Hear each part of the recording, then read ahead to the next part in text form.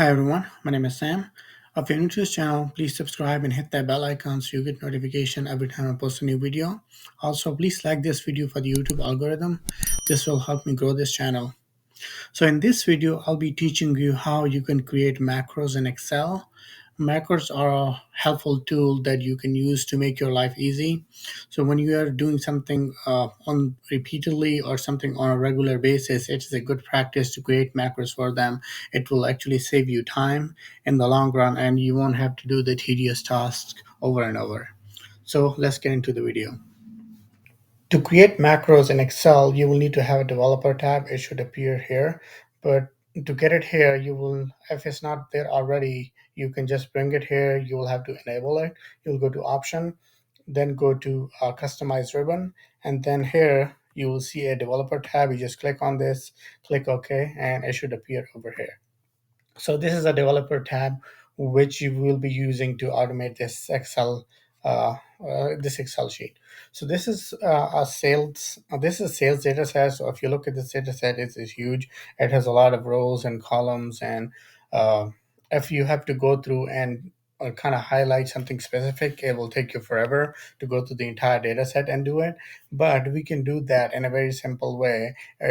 By automating it. So if you sort of like receive this kind of a spreadsheet every month or every week or something like that, and you have to go through it and flag bunch of things, instead of doing that every time, you can just automate it using macros.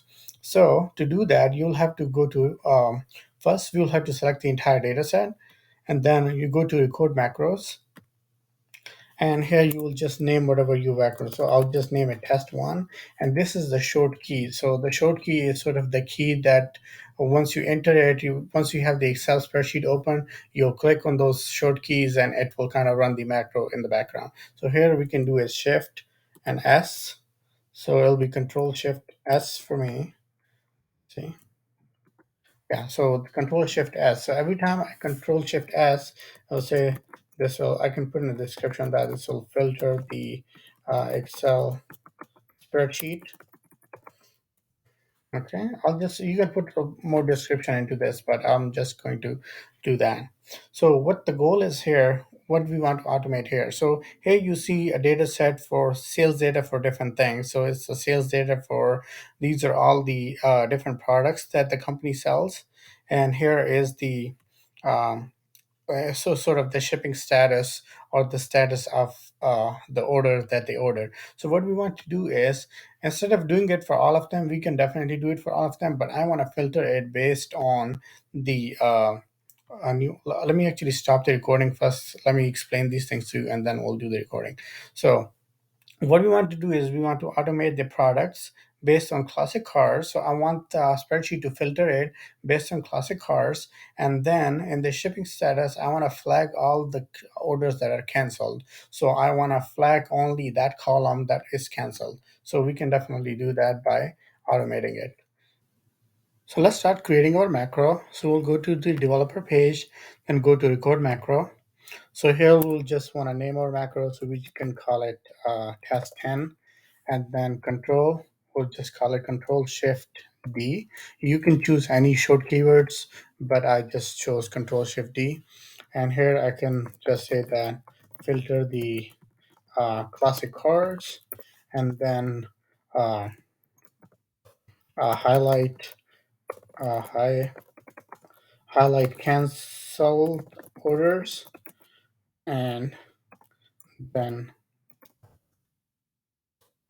highlight uh, orders on hold. You can just give a more detailed description, but I'm just going to give it a brief description.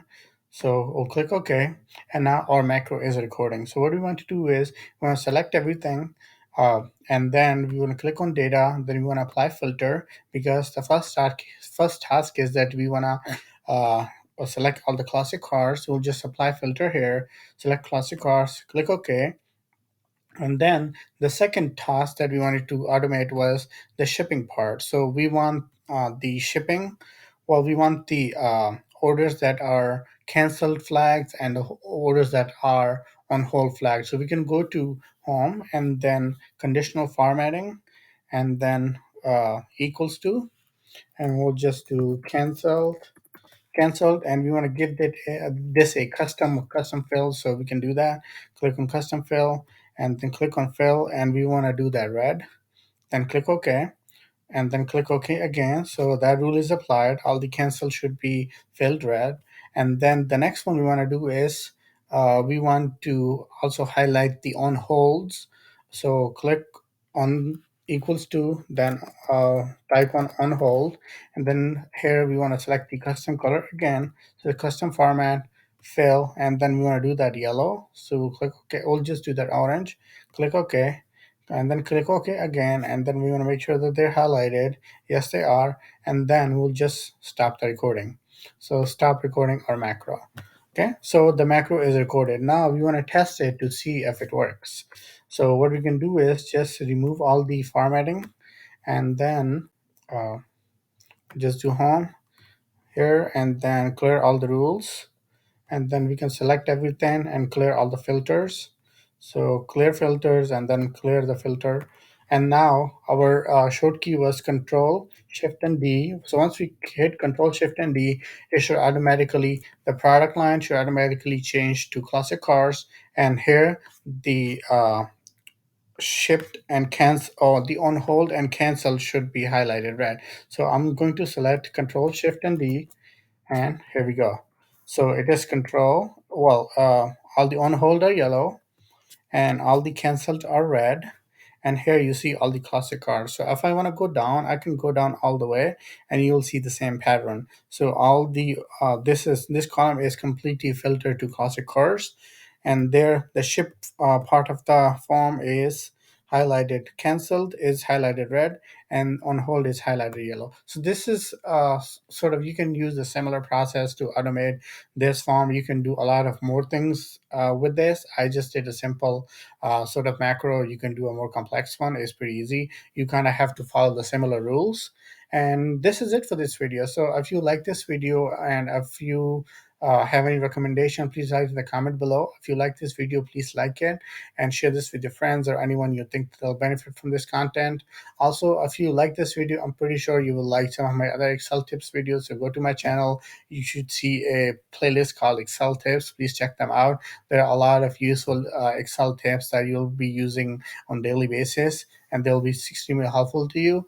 I also have some ChatGPT related content, so please check that out as well. I have a ChatGPT plus Excel, so how you can improve ChatGPT, well, how you can improve Excel skills using ChatGPT. So please check that out as well.